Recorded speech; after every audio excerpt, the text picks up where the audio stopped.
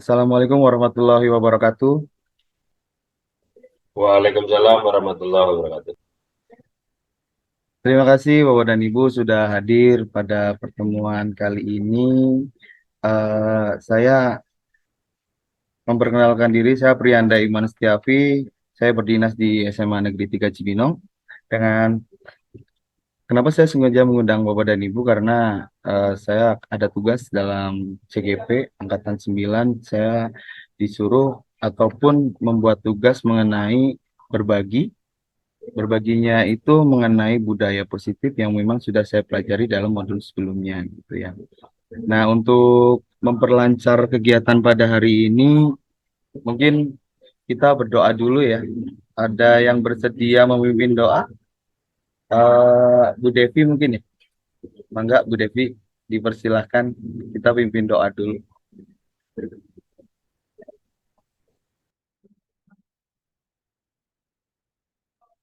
Oke, baik teman-teman. Sebelum memulai kegiatan hari ini, silakan untuk berdoa. Berdoa mulai.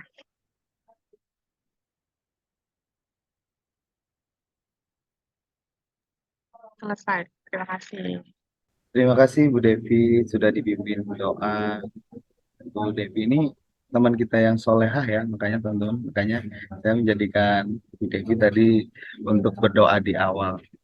Berikutnya, sebelum kita masuk ke agenda budaya positif atau berbagi budaya di budaya positif, saya mungkin akan ice breaking dulu ya, biar teman-teman bisa fokus dengan kegiatan ini. Ice breakingnya kali ini mungkin kita bukan permainan, tapi saya coba menanyakan kepada teman-teman bahwasanya eh, kalau kita sebagai guru pasti kan akan ada kebermaknaan gitu ya. Nah, mungkin di sini di ice breakingnya adalah mungkin saya akan bertanya kepada teman kalau misalnya nih teman-teman mempunyai gambaran tertentu mengenai barang yang ada di sekitar teman-teman ataupun benda dan sebagainya, kira-kira teman-teman nih mau jadi apa gitu ya. Contohnya saya nih, eh saya kalaupun memilih barang ataupun benda dan sebagainya, saya akan seperti air, karena air bisa melegakan, bisa menjadi penyejuk pada saat kita dahaga dan sebagainya. Begitupun juga kita sebagai guru kan harus seperti itu ya, kita harus bisa menjadi penyejuk buat anak-anak dan bisa berguna dimanapun tempatnya bagi diri kita ataupun orang lain. Mungkin seperti itu ya. Nah, untuk teman-teman mungkin ada yang mungkin pengen berbagi, kira-kira eh, mau seperti apa begitu kan. Bu Sipa, selamat datang Bu Sipa, terima kasih sudah bisa bergabung.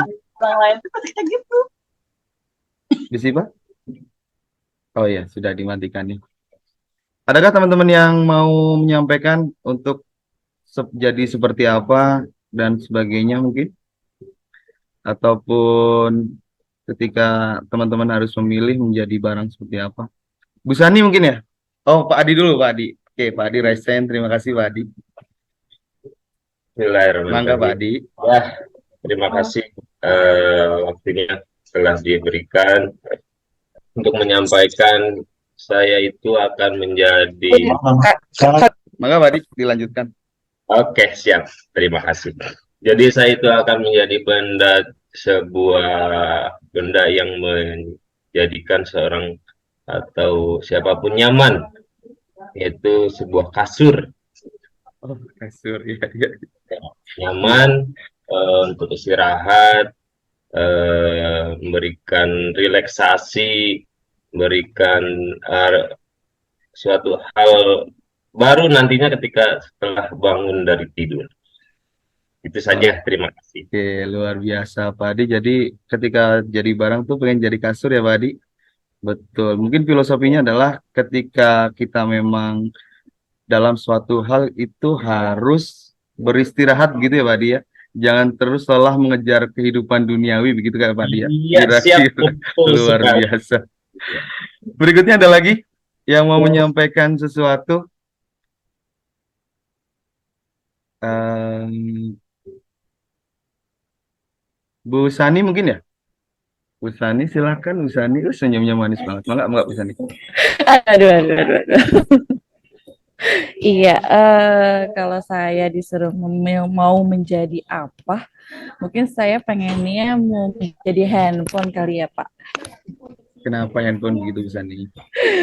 Iya, karena kalau misalkan ini sih cerita fakta ya, Pak. Kalau misalkan ada suami, Pak, di rumah lagi hari libur ya, yang dilihat tuh HP terus, Pak, gitu. Oke, oke, oke. Iya, gak apa-apa ya, Pak, buat hiburan kan. Enggak apa-apa, Bu Sani. Karena kita sangat perlu berkomunikasi ya, Bu Sani. Apapun hal itu, Iya, ketika kita atasi betul. dengan komunikasi, maupun di Betul. hubungan keluarga, ataupun itu pasti akan jadi eh, hal yang bagus begitu.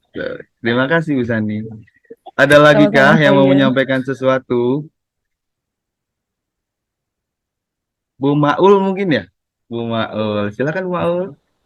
Oke, Pak Ian. Kalau dari saya, ketika saya disuruh memilih untuk menjadi benda apa, sepertinya saya akan memilih menjadi AC. Asik, kenapa asik? Karena saya itu tipe yang menyejukkan hati. Betul. Aduh, aduh, Jadi aduh. ketika saya ada di kerumunan itu saya menyejukkan gitu, Pak.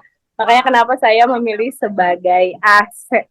Oke, itu sangat kalau kata mungkin kata Meminda itu sangat relate ya karena Bu Maul itu sebagai pendidik juga bisa mendinginkan atau menyejukkan anak-anak di sekitarnya. Luar biasa. Tepuk tangan untuk teman-teman kita semua.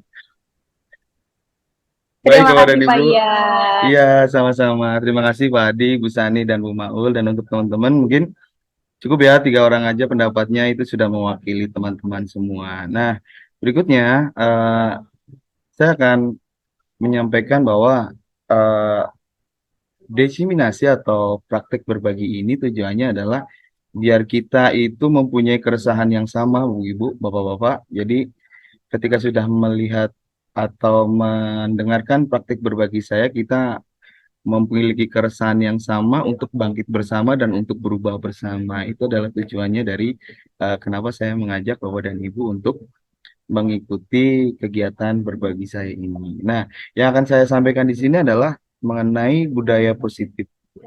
Di budaya positif ini, ya, terdengar ya, masih terdengar Bapak Ibu ya. Oke, di sini saya akan menyampaikan tentang budaya positif. Budaya positif itu akan dibangun dari disiplin positif. Disiplin positif itu dimulai dari nilai-nilai, harus mengerti nilai-nilai kebajikan dulu, mengenai keyakinan keras dulu, mengenal hukuman, konsekuensi, penghargaan, dan kebutuhan dasar, teori kontrol, serta segitiga restitusi yang akhirnya menuju ke disiplin positif. Dan ketika disiplin positif, siswa menerapkan, dari kebanyakan siswa menerapkan disiplin positif itu akan menjadi budaya positif. Nah, untuk mengawalinya, kita akan masuk ke dalam eh, disiplin positif. Nah, sebelum kita mulai, saya akan bertanya kepada Bapak dan Ibu, apa sih disiplin itu gitu? Dari tadi kan kebanyakan ibu-ibu ya, sekarang mungkin bapak-bapaknya. Kepada Pak Adam mungkin ya, Pak Adam silakan. Apa itu disiplin Pak Adam? Ya baik, terima kasih Pak Prianda. Terdengar suara saya Pak Prianda? Terdengar jelas dan tegas ya, seperti kumis Bapak. Menurut saya, disiplin itu merupakan suatu ketaatan atau patuh Pak Prianda terhadap aturan yang sudah ditentukan atau sudah dibuat. Seperti itu Pak Prianda. Oke, terima kasih Pak Adam. Mungkin cukup mewakili ya teman-teman bahwasanya terima kasih Pak Adam ya atas eh, jawabannya itu. Jadi menurut Pak Adam adalah disiplin adalah taat kepada aturan dan sebagainya. Baik teman-teman.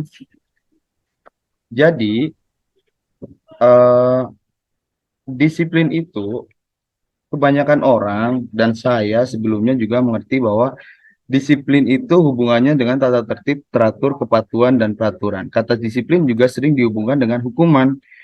Padahal itu sungguh berbeda karena belajar tentang disiplin positif tidak harus dengan memberikan hukuman. Justru itu adalah salah satu alternatif terakhir dan kalau perlu tidak digunakan sama sekali. Kenapa seperti itu Bapak Ibu? Izin share screen ya.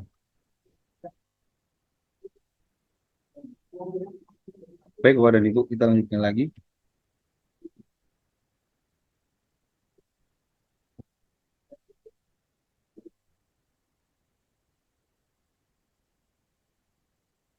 Nah, di sini Ki Hajar Dewantara itu Ki Hajar Dewantara menyatakan bahwa untuk menciptakan murid yang merdeka, syarat utamanya adalah harus ada disiplin yang kuat.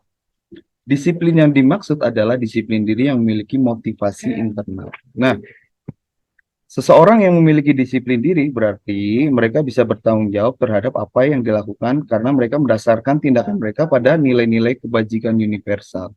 Jadi, selama ini kita berpikiran bahwa kita itu disiplin itu adalah tentang aturan dan hukuman gitu ya. Padahal di sini Ki Hajar Dewantara itu adalah disiplin itu adalah disiplin diri yang hadirnya motivasi internal dari dalam. Makanya kenapa kita misalnya seperti ini. Eh saya misalnya ketika bertemu dengan anak di depan, ketika bertemu anak di depan pada saat kita sapa pagi dan sebagainya, Bapak Ibu juga melakukan itu ya dulu biasanya ya. Di situ kita sebentar Bapak Ibu ada bel. Nah, biasanya saya ketika bertemu anak yang terlambat itu biasanya kita akan langsung menegur tanpa tahu kesalahannya apa dan sebagainya tanpa ditanya dulu kenapa dia terlambat. Kita langsung tegur dan kadang-kadang kita malah kasih hukuman yang tidak relate atau tidak sesuai. Katakanlah dia terlambat, kita kasih hukuman lari keliling lapangan ataupun membersihkan kaca yang tidak ada hubungannya dengan uh, kesalahan dia gitu. Makanya uh, awal kita mengerti disiplin adalah seperti itu. Sementara Ki Hajar Dewantara itu mengatakan disiplin itu adalah disiplin diri yang hadirnya harus dari internal, motivasi internal. Makanya dari sini saya juga mengajak Bapak Ibu untuk merubah paradigma bahwasanya ketika kita menuntut disiplin anak ya kita harus bisa menuntun dulu siswa-siswa kita agar menuju ke pemikiran bahwa harus ada nilai-nilai nilai-nilai kebajikan yang harus diterapkan pada dirinya agar muncul motivasi untuk memperbaiki diri gitu loh. Jadi ketika kita melakukan hukuman dan sebagainya itu hanya bersifat sementara karena ketika kita menghukum anak itu mungkin di depan mata kita adalah dia akan kembali ke dunianya ataupun kembali ke aturan gitu ya, tertib dan sebagainya. Tapi ketika tidak ada kita yang menegur atau tidak yang ada yang mengawasi, dia akan kembali kepada dirinya sendiri. Makanya sebagai pendidik, kalau kata Ki Hajar Dewantara, pendidik itu adalah esensinya adalah menuntun. Nah, di sini kita harus bisa menuntun siswa-siswa itu agar mempunyai nilai yang dia percaya, nilai-nilai kebajikan yang dia percaya, agar menimbulkan motivasi internal atau motivasi dalam diri untuk berubah atau mengikuti nilai-nilai yang baik tersebut. Nah, itu yang dinamakan dengan disiplin positif. Nah, disiplin positif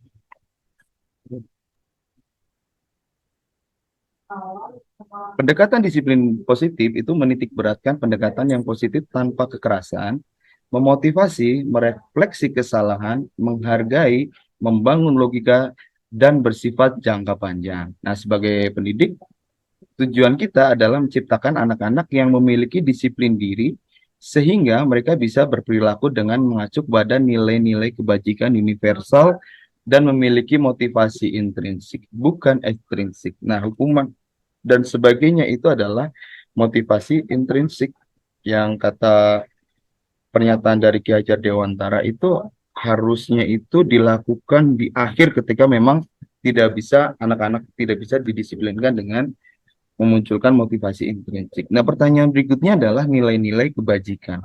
Apa sih nilai-nilai kebajikan kan gitu ya?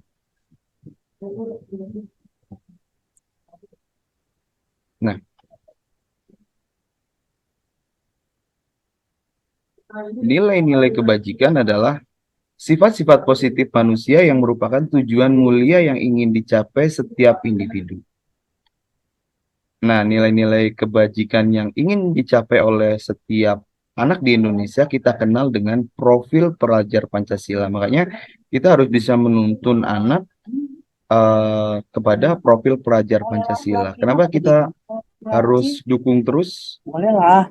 Tapi kalau atau perempuan jangan. menggaungkan profil pelajar Pancasila? Awal-awal. Bu Mugi ada yang ditanyakan? Karena Bu Mugi ada yang ditanyakan? Kenapa membuka mic? mana sih? Zoom. Mohon Oh, di mute ya Bu Mugi ya.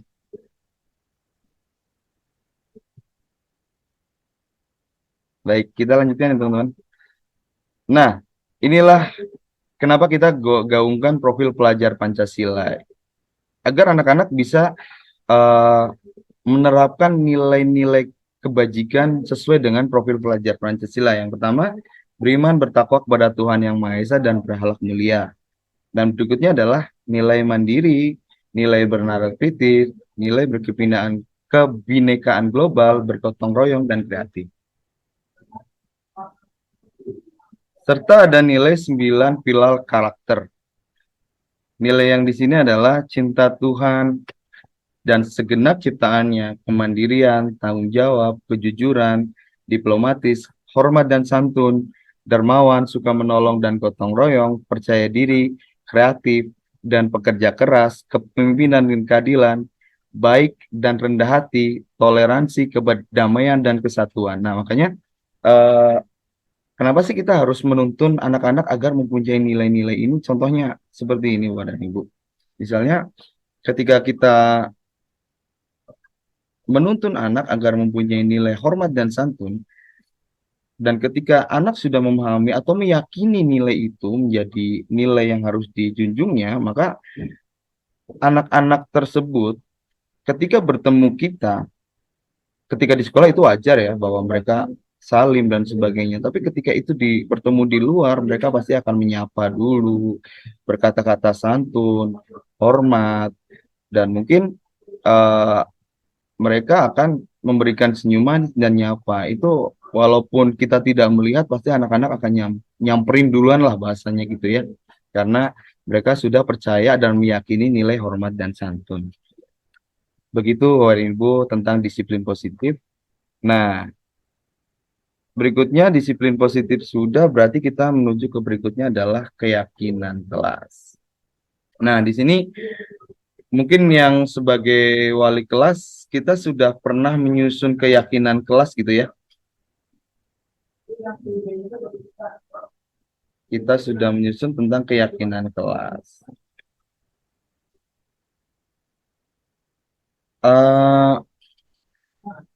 Bu Sani, mungkin sudah pernah menyusun keyakinan kelas ya sebelumnya? Sudah, Pak Ian. Oke, jadi memang di SMA 3 pernah kita dianjurkan untuk membuat keyakinan kelas begitu ya Bu Sani ya? Iya, betul.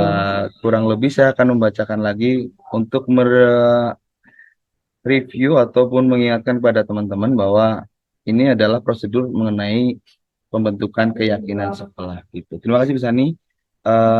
Yang pertama adalah prosedur pembentukan keyakinan kelas atau sekolah adalah mempersilakan warga sekolah atau murid-murid di sekolah atau di kelas untuk bercurah pendapat tentang peraturan yang perlu disepakati di sekolah atau di kelasnya. Nah, kita menyuruh murid-murid, rangkaiannya kan gitu ya, kita menyuruh murid-murid bahwa untuk memberitahukan atau beride lah mengenai apa yang harus kita sepakati sih di kelas atau kesepakatan kelas gitu ya. Setelah itu, dari susunlah keyakinan kelas sesuai dengan prosedur keyakinan kelas. Dari kalimat yang negatif, kita bentuk menjadi kalimat positif. Begitu ya, Ibu ya? Jadi kita pada saat itu pasti bentuknya ketika sudah nemu kata-kata dari anak-anak, kita susun menjadi kalimat positif. Nah, di sini adalah kenapa kita harus membuat kesepakatan kelas dan keyakinan kelas. Dan apa perbedaan antara keyakinan kelas dan kesepakatan kelas gitu ya? Kesepakatan kelas itu merupakan hal-hal yang disepakati oleh anak-anak yang mana nanti akan dijadikan acuan atau dijadikan peraturan untuk disepakati bersama. Itu adalah kesepakatan kelas, dan ini akan naik menjadi keyakinan kelas itu ketika tahap ketiga ini dilakukan, yaitu tinjau kembali. Anda akan Ya, Anda mungkin akan mendapati bahwa pernyataan yang tertulis di sana masih banyak yang berupa peraturan-peraturan atau yang saya sebut tadi adalah kesepakatan kelas. Selanjutnya ajak warga sekolah atau murid-murid untuk menemukan nilai kebajikan atau keyakinan yang dituju dari peraturan tersebut. Contoh, berjalan di kelas, dengarkan guru, datang tepat waktu, berada di bawah satu payung, yaitu keyakinan untuk saling menghormati, atau nilai kebajikan hormat. Keyakinan inilah yang dimasukkan dalam daftar untuk disepakati bersama dengan murid-murid kita. Kegiatan ini juga merupakan pendalaman pemahaman bentuk peraturan menjadi keyakinan sekolah. Makanya ketika kita sudah membuat kesepakatan kelas, kita harus cari dengan teman-teman ataupun dengan murid-murid kita, apa sih dari kesepakatan kelas tersebut yang harus kita cari adalah mengenai nilai kebajikannya. Ketika kita sudah mendapatkan nilai kebajikannya, maka murid-murid itu akan mengerti secara mendalam dan meyakininya bahwa itu adalah aturan-aturan ataupun keyakinan-keyakinan yang sesuai dengan nilai-nilai kebajikan. Maka ketika sudah mengerti seperti itu, murid-murid biasanya ketika melanggar itu akan mengalami suatu rasa bersalah lah ketika melanggar kesepakatan atau keyakinan kelas yang ada di kelas kita atau yang kita sudah buat gitu ya.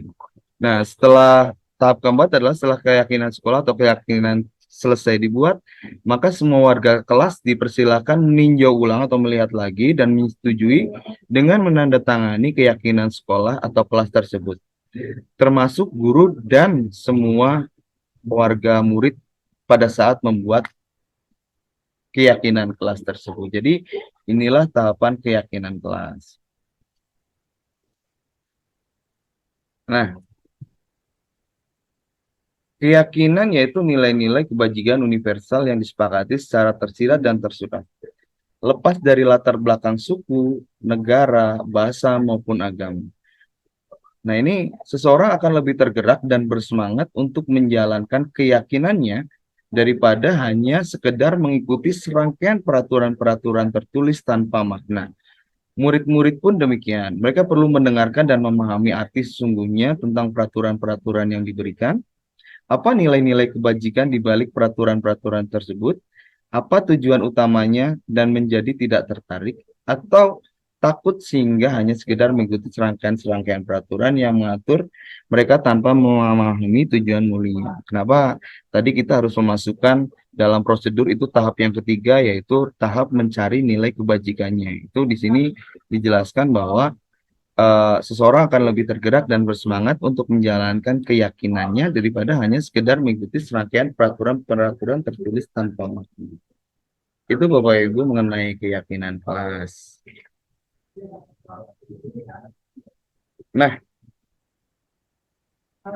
untuk menerapkan salah satu disiplin positif, kita harus mengetahui hukuman, konsekuensi, dan penghargaan. Kenapa ini berkaitan dengan keyakinan kelas dan keyakinan dari nilai-nilai kebajikan. Sebagai pendidik, kita juga harus tahu apa sih yang namanya hukuman dan apa itu konsekuensi.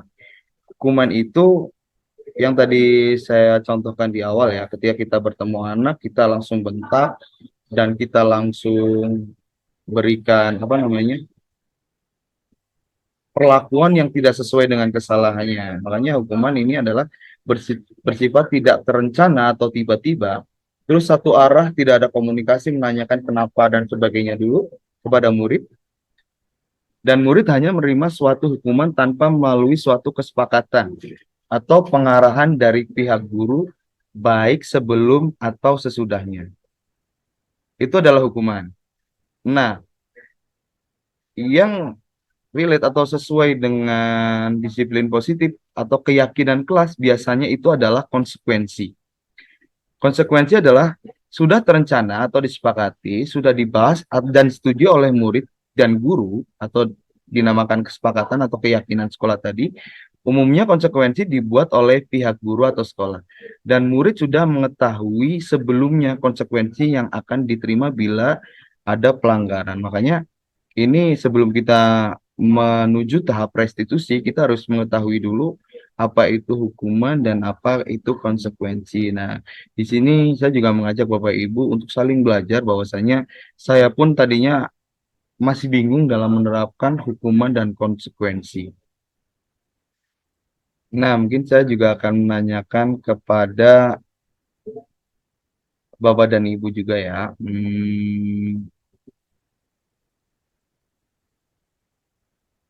Nah, ini di sini adalah pilihlah, ini hukuman atau konsekuensi. Pertanyaan yang pertama atau pernyataan yang pertama adalah membersihkan coretan yang dibuat di meja tulis. Nah, ini menurut Bapak dan Ibu, kira-kira ini adalah hukuman atau konsekuensi? Ada yang mau coba menjawab? Bu Nevi mungkin ya, mangga Bu Nevi. Kira-kira menurut Bu Nevi, membersihkan coretan yang dibuat di meja tulis itu merupakan hukuman atau konsekuensi, Bu Nevi? Oke, terima kasih Pak Ian. Mangga, Bu Saya akan Nevi. mencoba bertanya, Menjawab mungkin ya.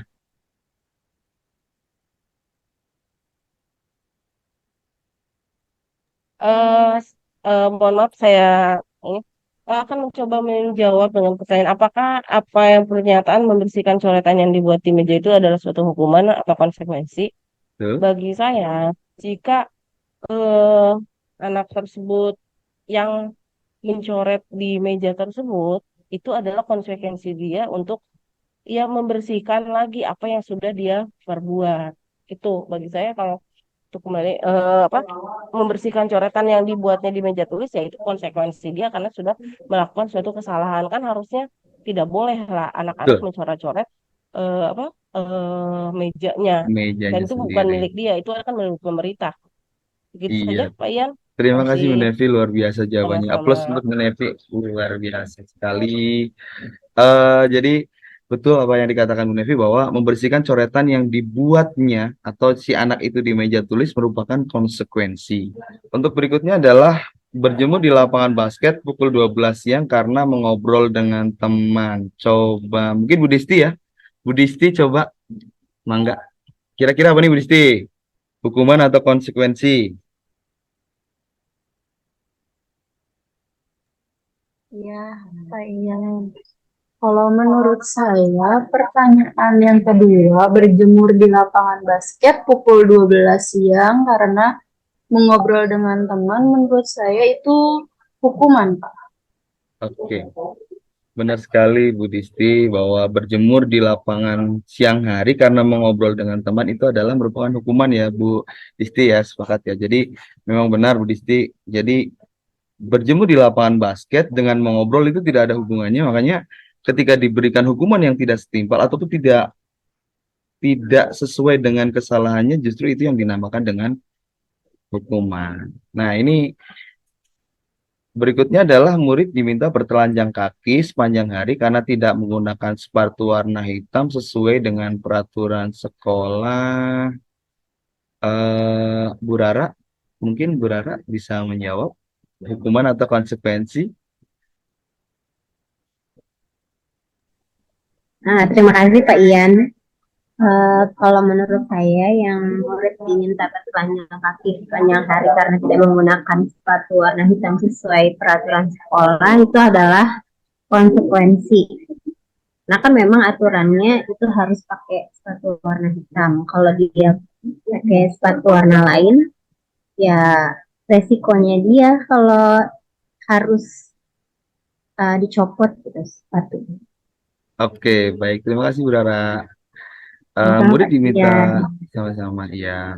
Murid diminta bertelanjang kaki sepanjang hari karena tidak menggunakan sepatu berwarna hitam. Mungkin sesuai dengan peraturan sekolah, mungkin itu lebih ke hukuman mungkin ya, Bu Rara ya. Karena dia dimintanya bertelanjang kaki gitu. Oh iya, Karena kalau bertelanjang kaki kan takutnya kaki dia kotor kan nih, Bu Rara ya. luka. Luka dan sebagainya. Oke, Bu Rara. Terima kasih, Bu Rara. Iya, Pak Ian. Nah, untuk yang berikutnya nomor membersihkan tumpahan air di meja tulis karena tersenggol pada saat belajar itu apa ya, hukuman atau konsekuensi Bu Dinda mungkin? Baik, Pak Ian, terima kasih. Menurut saya, kalau membersihkan tumpahan air di meja tulis karena tersenggol pada saat belajar itu konsekuensi. Oke. Karena merupakan kesalahan dirinya sendiri ya Bu Dinda ya, Ya, dan betul, harus Pak Ian. dibersihkan oleh dirinya sendiri juga gitu ya Bu Dinda. Terima kasih untuk teman-teman yang sudah menjawab. Jadi eh, tujuannya saya dalam melakukan ini bahwa kita biar lebih mengerti lagi apa yang itu dinamakan hukuman atau atau dinamakan konsekuensi agar kita nantinya lebih mudah dalam restitusi anak ketika memang dalam hal tersebut kita restitusi, kita tepat dalam memberikan konsekuensi atau hukuman. Berikutnya adalah penghargaan. Nah, ini ada statement bahwasanya dari Alfie Kohn, dia salah satu peneliti. Di sini statement beliau adalah dihukum oleh penghargaan. Nah, ini mungkin tanpa sadar kita juga sering melakukan ini ya, Bu, dengan tujuan yang baik sebenarnya. Cuman di sini ternyata hal ini mengakibatkan atau berefek yang cukup lumayan juga. Jadi menurut Alfie Kohn ini, saat kita berulang kali menjanjikan hadiah kepada anak-anak agar berperilaku bertanggung jawab, atau kepada seorang murid agar mempelajari sesuatu yang baru, atau kepada seorang karyawan agar melakukan pekerjaan yang berkualitas, kita sedang berasumsi mereka tidak dapat melakukannya atau mereka tidak akan memilih untuk melakukannya. Nah, yang dimaksud di sini biar agar lebih jelas itu saya coba tampilkan di ini nih. Jadi yang seperti yang saya sampaikan tadi Bapak Ibu, bahwasanya saya juga baru belajar di sini sih di CKP ini bahwa mengenai pendapat Alfie Kohn ini, bahwa kita reward memberikan reward itu ternyata ada berefeknya juga gitu loh. Nah, di sini Kohn selanjutnya untuk mengungkapkan beberapa pernyataan dari hasil pengamatannya selama ini tentang tindakan memberikan penghargaan yang nilainya sama dengan menghukum orang. Justru di sini penghargaan itu malah menghukum seseorang. Yang penghargaan tidak efektif. Nah, suatu penghargaan adalah suatu benda peristiwa yang diinginkan yang dibuat dengan persyaratan. Hanya jika Anda melakukan ini, maka Anda akan mendapatkan penghargaan yang diinginkan. Justru menurut penelitiannya beliau bahwa ketika kita memberikan penghargaan, anak itu hanya terfokus pada hadiahnya saja gitu. Tidak membangkitkan semangat bahwa dia agar motivasi dalam dirinya tidak timbul untuk menjawab pernyataan ataupun eh, hal yang dikendakinya tersebut. Misalnya kita ketika mengerjakan ulangan yang ranking yang nilainya paling tinggi kita kasih hadiah. Nah, menurut Alfie Kohol tuh gitu ya. Orang terus jika kita memberikan suatu penghargaan untuk melakukan sesuatu, maka kita harus terus-menerus memberikan penghargaan itu jika kita ingin orang tersebut meneruskan perilaku yang kita inginkan. Dengan secara tidak sadar, kita itu ingin mengkontrol anak-anak agar mempunyai semangat dalam belajar. Tapi secara tidak sadar bahwa anak-anak itu hanya akan memikirkan hadiahnya saja gitu loh, tidak menimbulkan motivasi. Nah, terus berikutnya adalah, nah, penghargaan menurut Arvi Kohn adalah penghargaan merusak hubungan. Ketika seorang diberikan penghargaan atau dipuji di depan orang banyak, maka yang lain akan merasa iri. Dan sebagian dari mereka akan tidak menyukai orang yang diberikan penghargaan tersebut. Itu adalah efek dari kita memberikan penghargaan. Itu akan menimbulkan iri bagi anak-anak yang mungkin tidak bisa mengikutinya atau tidak bisa menjawabnya atau tidak bisa mendapatkan nilai yang terbaiknya. Itu jadi penghargaan itu juga merupakan pedang bermata dua ya, Ibu. Nah, jika seorang guru sering memberikan penghargaan kepada murid-muridnya, besar kemungkinan murid-muridnya termotivasi hanya untuk menyenangkan gurunya. Mereka tidak akan bersikap jujur kepada guru tersebut. Nah, ini adalah penghargaan adalah menghukum dari statementnya si Alfie Kohn ini, bahwa penghargaan menghukum mereka yang tidak mendapatkan penghargaan, misalnya dalam sistem ranking.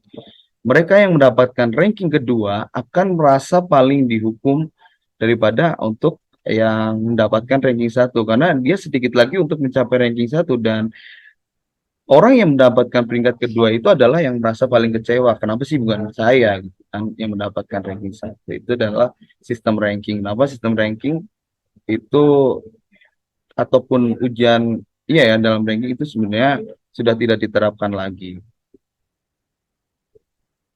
Itu mengapa kita ada Bapak Ibu, kita perlu berpikir ulang mengenai hal ini. Bahwa saya juga baru tahu ya dari sini bahwasanya ketika kita memberikan penghargaan itu justru akan membuat bumerang bagi kita sendiri ataupun kepada anak-anak. Baik, kita lanjutkan. Nah, selain tadi hukuman, konsekuensi, dan penghargaan, kita juga harus mengetahui 5 dasar kebutuhan manusia. Di sini kebutuhan untuk bertahan hidup, kebutuhan yang paling dasar ya Ibu, kasih sayang dan rasa diterima, kebebasan, kesenangan, dan penguasaan atau power.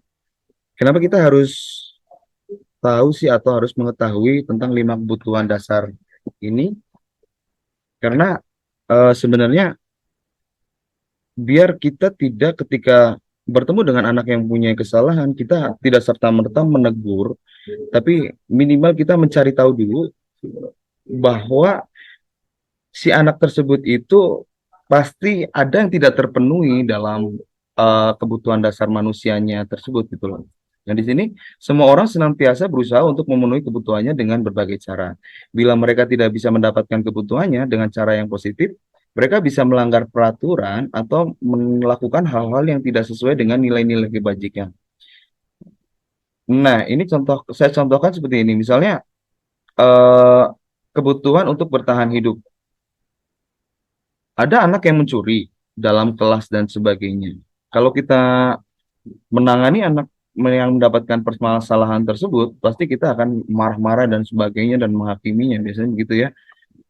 Nah, ternyata untuk anak-anak yang seperti ini, ternyata ada 5 kebutuhan dasar yang tidak terpenuhi, yaitu kebutuhan untuk bertahan hidup. Mungkin uang sakunya kurang, dikasih dari orang tuanya, mungkin ekonominya lemah dan sebagainya.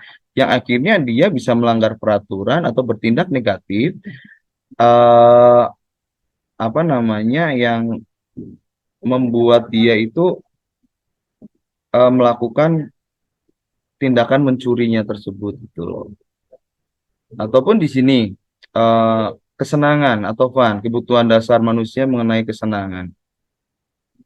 Di kelas kadang-kadang kita menemukan murid-murid pada saat belajar itu kan kita main HP, terus main game gitu ya. Pada saat kita mengajar, itu ternyata ketika kita mau gali, ada 5 kebutuhan dasar manusia yang tidak dipenuhi oleh dia. Mungkin kesenangan, di kebutuhan dasar kesenangan, dan mungkin dia di rumahnya itu dia disuruh belajar, bekerja dan sebagainya. Akhirnya mempunyai waktu pada saat dia belajar di sekolah. Makanya dia mengaplikasikan permainan game itu pada saat kita belajar. Makanya kita sebagai guru, teman-teman, saya coba mengajak berbagi bahwa ketika anak mempunyai permasalahan tertentu, itu ada 5 kebutuhan dasar manusia yang tidak terpenuhi di dianya. Dan itu salah satu alasan kenapa kita harus cari tahu dulu ketika kita bertemu dengan anak-anak yang mempunyai permasalahan.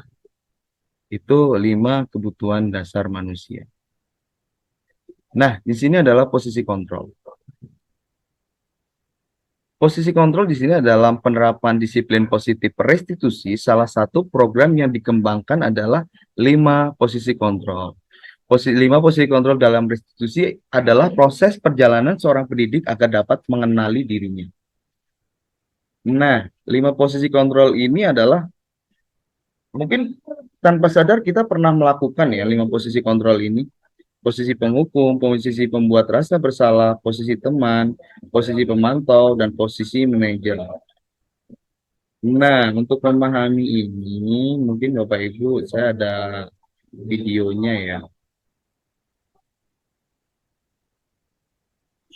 Baik, dan Ibu, ini video dari 5 posisi kontrol. Semoga Bapak dan Ibu lebih memahaminya.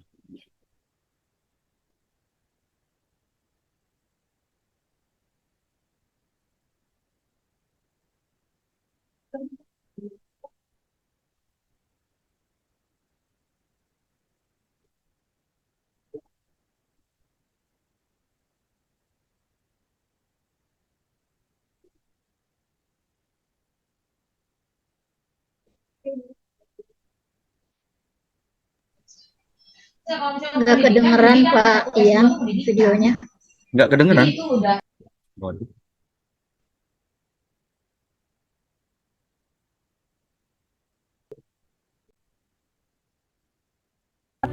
Posisi Sudah pemantau kedengeran, Bapak Ibu? atau monitor, dan 5 posisi manajer. Ya sudah. Lebih memahami kelima posisi tersebut, mari kita saksikan kasus Naren yang terlambat hadir 20 menit di sekolah dan melihat bagaimana kelima posisi kontrol dalam menghadapi masalah tersebut.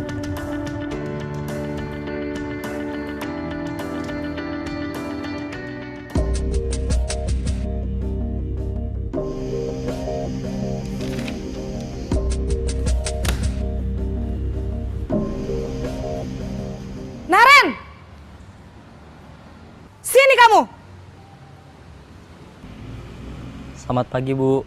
Selalu terlambat. Kamu deh, pasti terlambat. Maaf, Bu. Saya... Apa? Apa coba? Alasan kamu apa lagi? Kapan sih kamu tidak terlambat? Malas sekali ya kamu jadi anak. Saya... Dasar pemalas. Gak kapok-kapok sih kamu. Sudah berapa kali terlambat? Sana, kamu keliling lapangan basket 2 kali. Kenapa saya harus keliling lapangan basket, Bu? Kenapa? Kamu mau lawan ibu? Berani-beraninya jawab. Sudah terlambat, masih berani jawab pula. Sekarang, keliling lapangan basket 5 kali sekalian. Biar kapok. Cepat.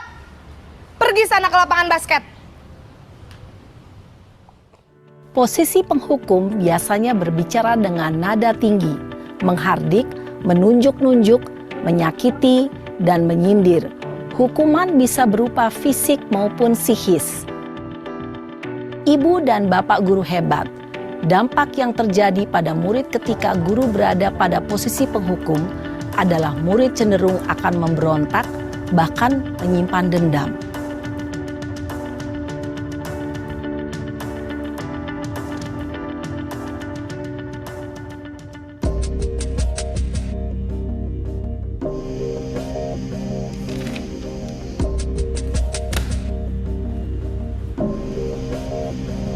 Naren!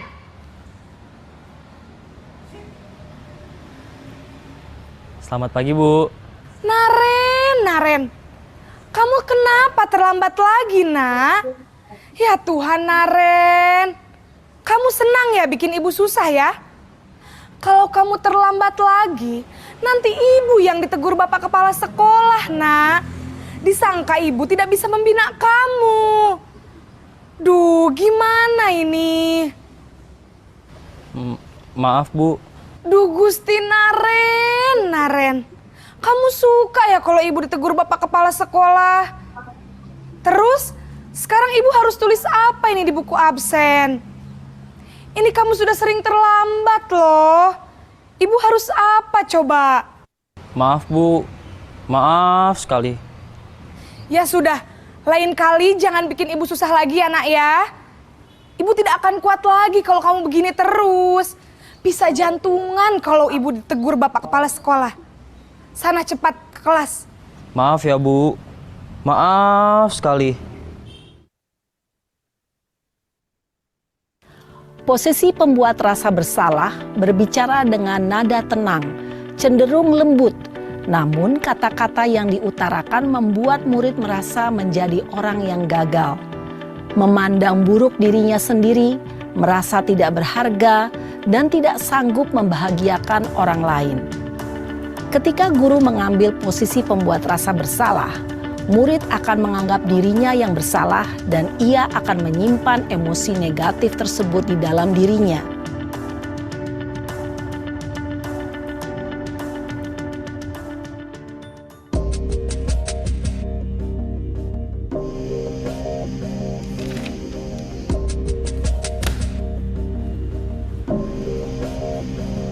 Naren!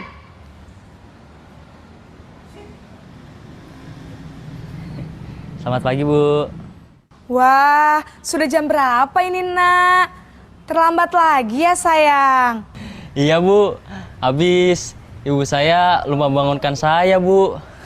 Kamu malah menyalahkan ibu kamu. Kamu bukannya anak yang larinya paling kenceng. Kok terlambat sih? Iya, Bu. Saya memang terlambat bangun tadi. Jadi, biarpun saya lari kencang, tetap gak kekejar, Bu. Ya sudah sana. Nanti lain kali larinya lebih kenceng lagi ya. Biar gak terlambat lagi. Bikin seneng ibu. Demi ibu. Bisa kan? Bisa lah, Bu.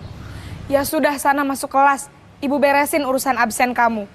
Kamu ini ada-ada saja. Dalam posisi teman, guru berbicara dengan nada suara ramah, akrab, cenderung bersenda gurau untuk menjaga suasana tetap santai. Murid akan merasa senang, aman, dan akrab dengan guru. Identitas yang tercipta adalah identitas sukses atau berhasil.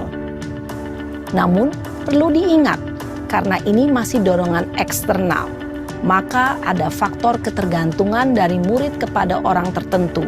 Di sini guru absennya, sehingga di lain waktu murid bisa berperilaku baik, namun hanya kepada orang-orang tertentu saja.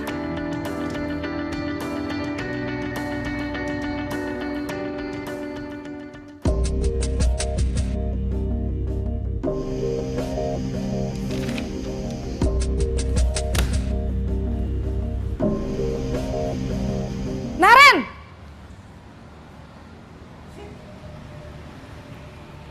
Selamat pagi, Bu. Naren, apa peraturan sekolah kita tentang jam berapa kita harus masuk sekolah, Nak? Kita harus di sekolah jam 7, Bu. Iya, betul. Sekarang sudah jam 7.20. Naren sudah tahu konsekuensinya jika terlambat hadir. Paham, Bu. Saya harus tinggal kelas pas jam istirahat selama 20 menit. Iya, benar. Konsekuensinya demikian. Jadi nanti jam 9.30 pas istirahat, kamu harus tinggal di kelas, kerjakan tugas tambahan untuk ketertinggalan kamu, ya? Baik, Bu. Posisi pemantau mengandalkan penghitungan atau data untuk mengontrol murid. Guru mengarahkan murid berdasarkan peraturan dan konsekuensi. Seorang pemantau menunjukkan bahasa tubuh dan ekspresi wajah yang datar dan cenderung formal.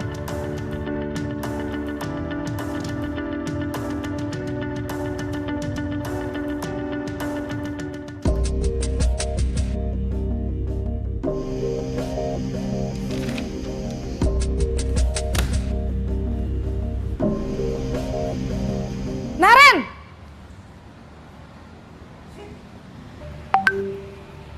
Selamat pagi, Bu. Selamat pagi, Naren. Maaf, Bu. Saya terlambat.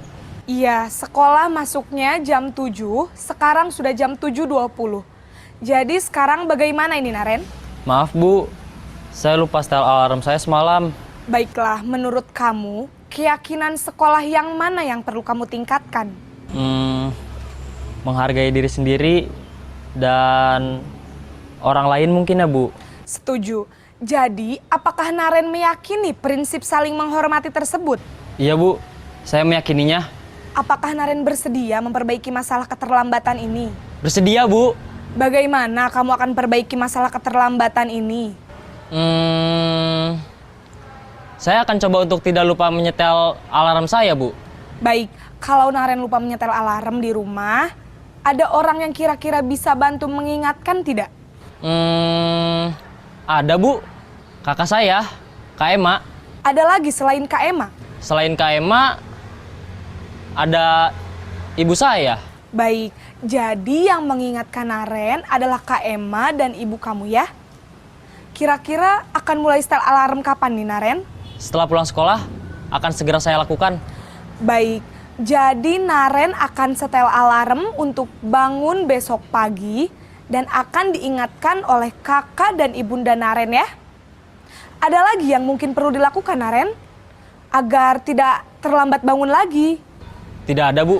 Baik Naren, terima kasih untuk kerjasama kamu. Sekarang kamu perlu kembali ke kelas untuk belajar.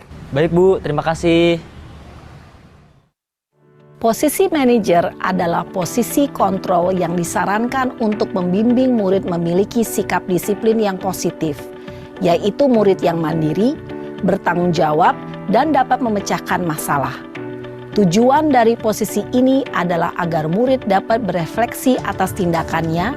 Guru akan dengan tulus memberikan pertanyaan-pertanyaan bermakna, sehingga membuat murid dapat belajar dari kesalahannya dan mencari sebuah solusi untuk menyelesaikannya.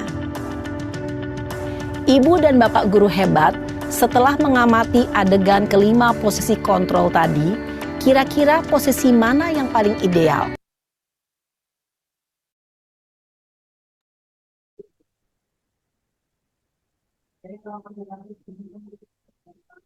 Baik.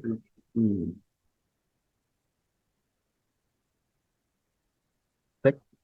Baik, Bapak dan Ibu, tadi adalah 5 posisi kontrol yang sudah ditonton lewat video ya. Dan videonya sudah menggambarkan dengan jelas bagaimana kita bertindak atau memposisikan diri kita sebagai guru, ada di posisi penghukum kah, atau posisi kontrol di bagian mana. Tapi tujuan akhirnya adalah kita menjadi posisi kontrol sebagai control manager. Kenapa? Karena ketika kita sebagai control manager, kita tidak menghakiminya, tapi dengan menanyakan agar si murid tersebut itu bisa menerapkan disiplin positif serta bisa kita sebagai guru bisa menerapkan segitiga restitusi. Nah, ini adalah mungkin inti dari berbaginya di sini adalah mengenai segitiga restitusi. Sebentar, Bapak Ibu, saya share screen lagi.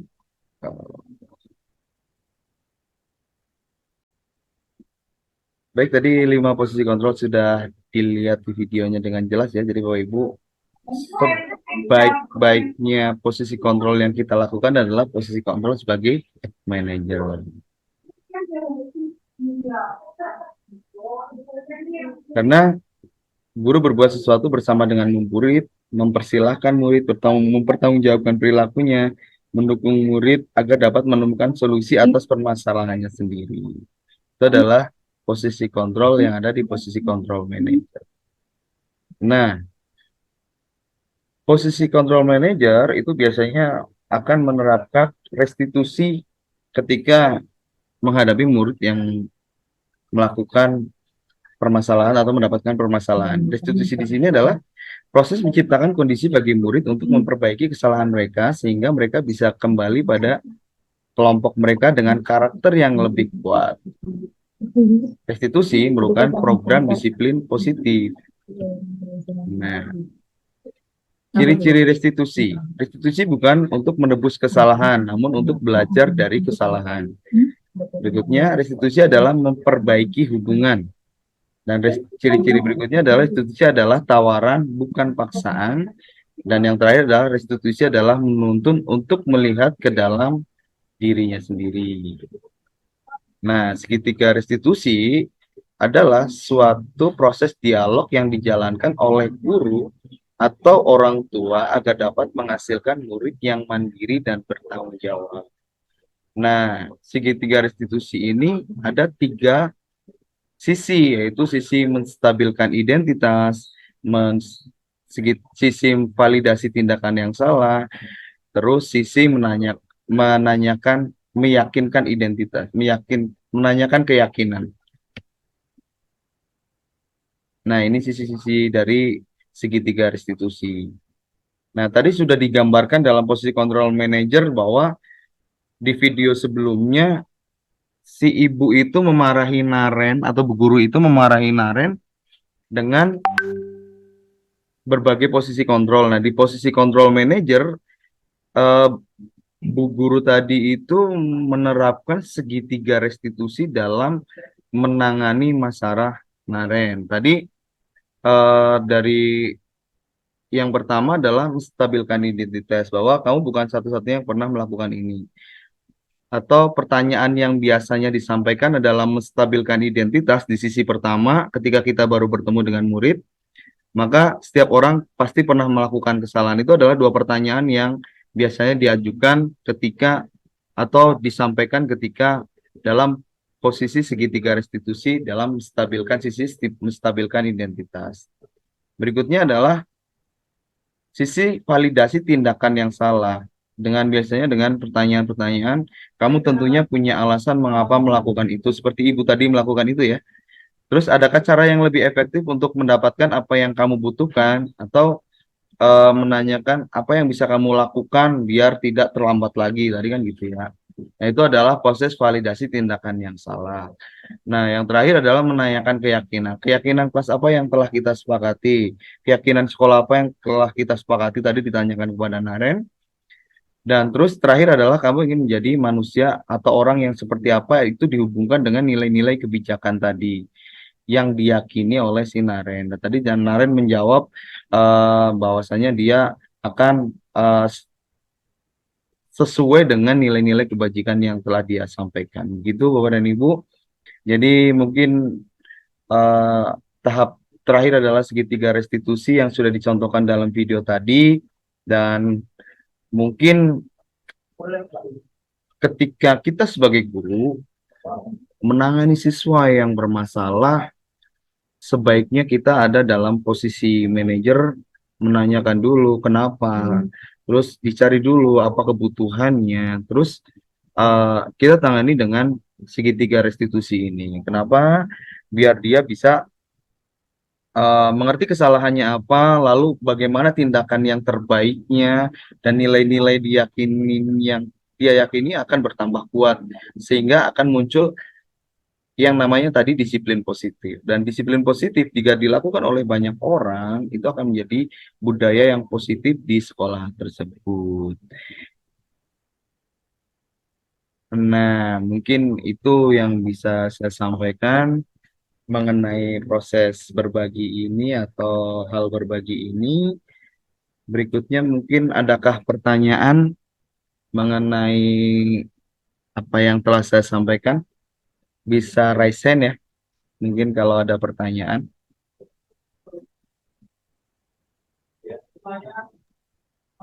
Boleh? Silakan. Oke. Bu Siti Zahroh, Bu Rara, mangga Bu Rara.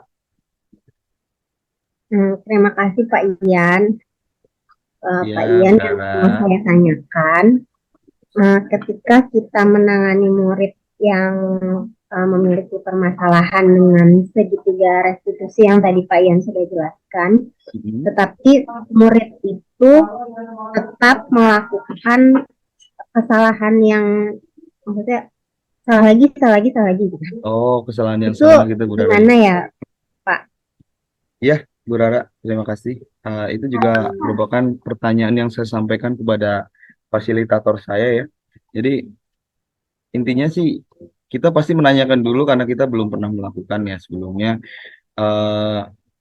Restitusi ini tuh apakah ada efek jerahnya gitu yang pertama. Untuk yang kedua adalah pertanyaan yang Bu Rara tanyakan tadi bahwa apa ya?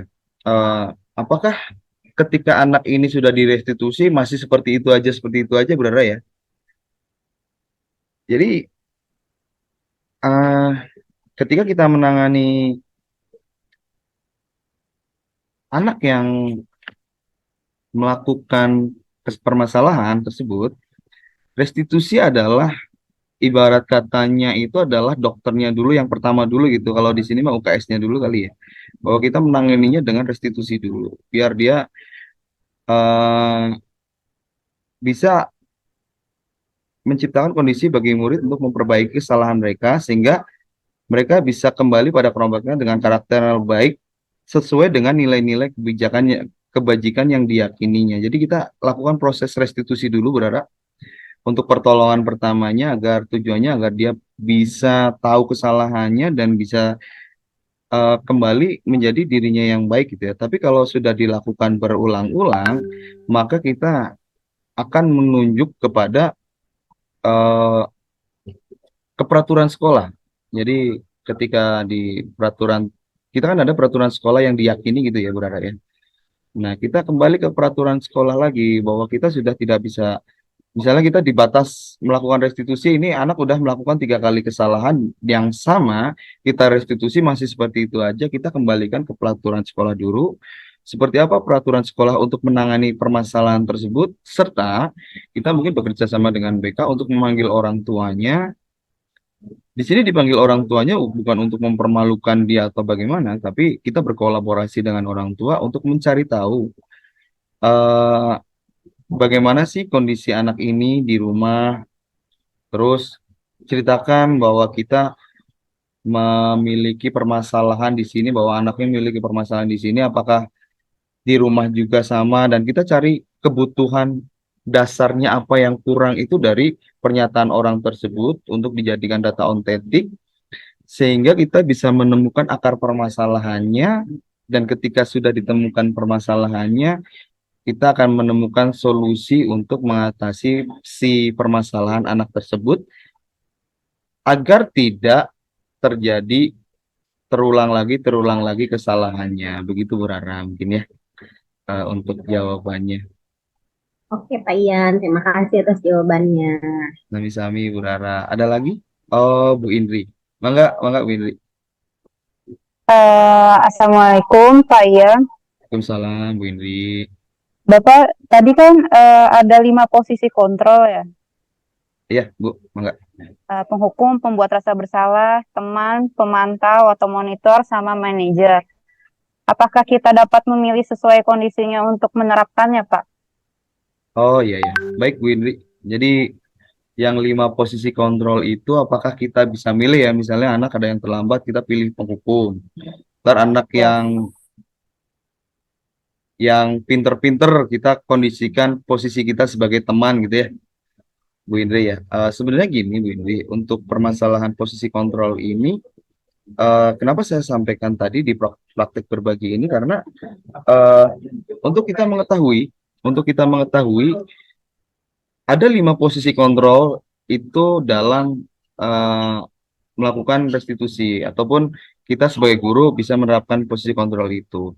Nah, kita tanpa sadar juga kadang-kadang melakukan 5 posisi kontrol itu tanpa sadar. Tapi dengan begini kan kita sudah tahu ada di posisi manakah kita gitu ya. Nah, sebenarnya di setiap kondisi yang paling bagus itu adalah menerapkan posisi manajer. Karena di sini ketika kita menerapkan posisi kontrol sebagai penghukum, maka yang tadi bahwa anak akan bersikap agresif dan sebagainya. Menerapkan posisi teman, itu anak biasanya itu akan kalau ada kita aja anak itu nurut, tapi kalau nggak ada kita atau dengan guru yang lain, anak itu mungkin akan seenaknya sendiri lagi. Nah, makanya kalau bisa, Bu Indri, kalau bisa kita menerapkan sebagai guru itu posisi kontrol yang paling bagus itu adalah posisi kontrol manajer karena itu memuat semuanya. Kita tetap ada pembatasan dengan anak tetap menghormati kita dan sebagainya ketika kita menggunakan posisi manajer tadi. Dan kita tidak semerta-merta langsung menghukum dan sebagainya. Kita tanyakan dulu kenapa anak melakukan seperti itu dan sebagainya ketika menghadapi permasalahan. Mungkin itu Bu Indri jawabannya ya. Mungkin ada lagi pertanyaan kah? Bu Adinda. Oh iya. Silakan Bu Adinda. Terima kasih Pak Ian atas kesempatannya. Saya izin bertanya dan ada 2 pertanyaan ya Pak Ian. Iya. Pertanyaan yang pertama itu terkait dengan hukuman atau konsekuensi ya.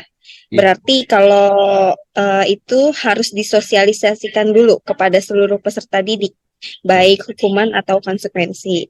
Nah, yang kedua, nah berkaitan dengan penghargaan atau reward. Tadi kan kata penjelasan dari Pak Ian itu kalau memberikan penghargaan atau reward kepada peserta didik itu kan tidak efektif dilakukan ya. Nah, bagaimana kalau misalnya saya pribadi sebagai guru memberikan pujian atau memuji siswa? Terima kasih Pak Ian.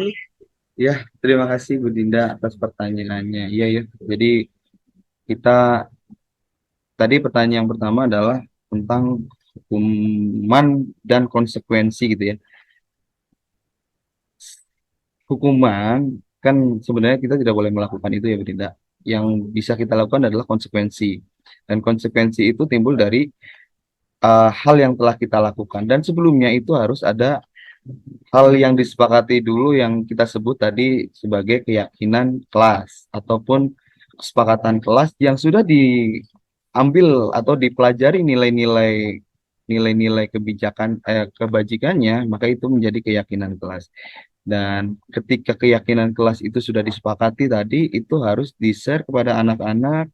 Kalau bisa malah kita pampang poster-posternya gitu ya, biar anak-anak bisa membaca dan bisa meresapi bahwasanya ketika sudah ada peraturan sekolah, sudah ada keyakinan sekolah yang harus kita sepakati, sehingga anak-anak bisa tahu jika saya melakukan ini adalah konsekuensinya. Itu Bu Dinda untuk pertanyaan pertama. Dan untuk pertanyaan kedua, mengenai memuji anak ya, betul ya Binda ya? Kalau memuji anak atau memberikan hadiah boleh, asalkan spontan. Terus tujuannya untuk mengekspresikan emosi kita, bukan untuk memanipulasi atau mengontrol atau mengontrol ya, dan memberikan dukungan dan hadiah untuk anak tidak dijanjikan di awal sebagai iming-iming perilaku, dan juga tidak menjadi alat tawar agar anak tidak tergantungan. Yang terpenting dari memberikan pujian itu bukan dilakukan ketika dia berhasil, justru ketika diberikan penguatan ketika dia gagal dan sudah melakukan usaha keras. Jadi ketika itu sebagai ekspresi spontan, terus dan itu bukan sebagai iming-iming Bu Dinda, jadi kita muji dan itu dilakukan kepada keseluruhan, baik yang melakukan hasil yang bagus ataupun yang gagal tapi melakukan usaha. Kita puji juga bahwa luar biasa usaha kamu untuk menempuh agar berhasil dan sebagainya. Itu Bu Dinda mungkin ya. Jadi memuji itu nggak apa-apa asalkan bisa dilakukan kepada semuanya dan tindakan itu spontan sebagai ekspresi emosi kita gitu. Mungkin itu Bu Dinda. Terima kasih Pak Ian atas jawabannya. Oke, sama-sama. Teman-teman, jadi kan sudah ada 3 pertanyaan ya, jadi dan waktunya juga sudah lebih dari 1 jam ini. Yang saya janjikan mungkin pada saat awal adalah untuk melakukannya selama 1 jam dan mohon maaf ternyata lebih. Sekarang sudah 1 jam 24 menit.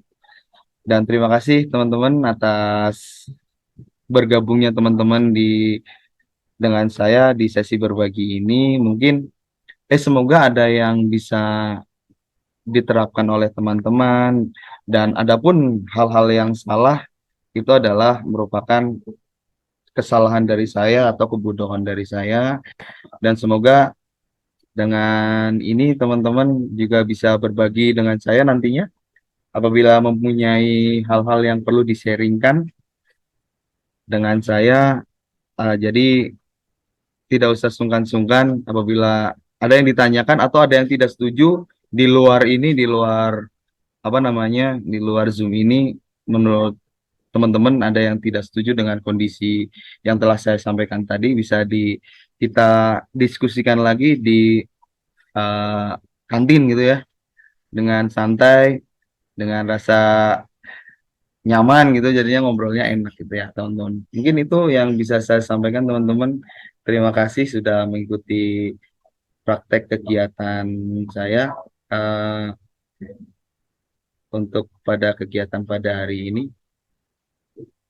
Pak Selo, ada apa ini? Mau nanya lagi? Udah mau ditutup, nanya. Nggak nanya, saya mau ngasih kesan aja ini sangat Oh, luar kesan. Oh biasa. ya, silakan ya. Terima kasih Pak Selo. Mangga. Ya, kesan ya. Ya, Mangga. kasih waktunya Pak Ian. Assalamualaikum warahmatullahi wabarakatuh. Alhamdulillah dapat pencerahan tentang restitusi. Izin saya agak berisik ya suaranya. Menurut saya ini perlu sering dilakukan Pak Ian. Ada konsul berlanjut lah ya, karena ini memang penting.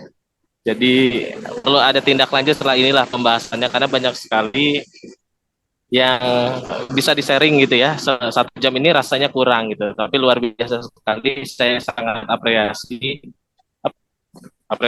ya. Persepsi. Ya, terima kasih. Itu saja. Assalamualaikum warahmatullahi wabarakatuh. Waalaikumsalam warahmatullahi wabarakatuh. Ya, terima kasih Pak Selo atas atensinya dan atas hal yang disampaikan tadi. Ya, setelah ini mungkin akan banyak praktek berbagi. Mungkin Pak Adi nanti ya berbagi. Terus ada Bu Nevi akan berbagi cara pembuatan PTK yang baik. Jadi kita bisa bermanfaat dalam melaksanakan. Filenya aja langsung lah, filenya. Oh, filenya aja langsung ya Pak Adi ya. Boleh. Biar kita bisa naik pangkat bersama-sama ya. Oke, terima kasih teman-teman. Mungkin saya tutup pertemuan pada hari ini. Semoga teman-teman tidak ada yang tersinggung dengan apa yang saya sampaikan. Billahi taufiq wal hidayah. Wassalamualaikum warahmatullahi wabarakatuh. Waalaikumsalam warahmatullahi wabarakatuh.